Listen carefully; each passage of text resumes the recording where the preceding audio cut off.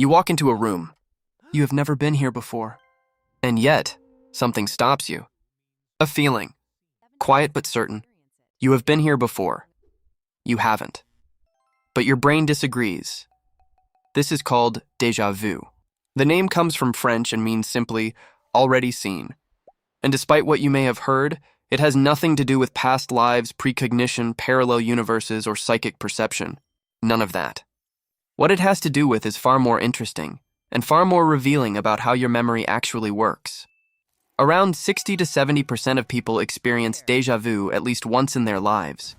It is more common in young adults, in frequent travelers, and in people who remember their dreams vividly. And in rare cases, some people experience it chronically. Everything feels familiar all the time, until the sensation becomes so overwhelming they begin to withdraw from the world entirely, avoiding new experiences because nothing ever feels genuinely new anymore.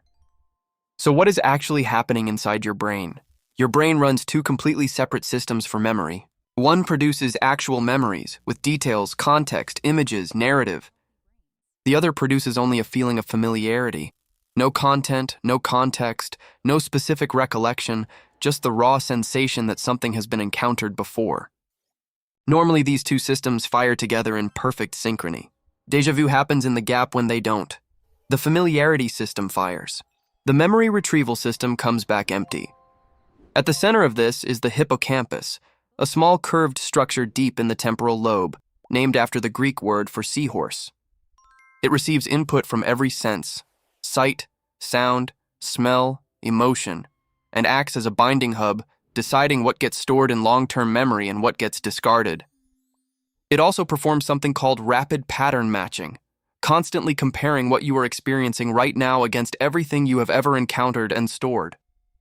Most of the time, this process is invisible. It just works. But occasionally, triggered by fatigue, stress, or cognitive overload, something misfires. A burst of hypersynchronous neural activity sends a familiarity signal without successfully retrieving any actual memory. The feeling is completely real. The memory it points to does not exist. There is also a second mechanism. Sometimes a current environment shares structural similarities with a forgotten past experience. A room arranged in a similar way, a conversation following a familiar rhythm, a street that echoes one you walked down years ago.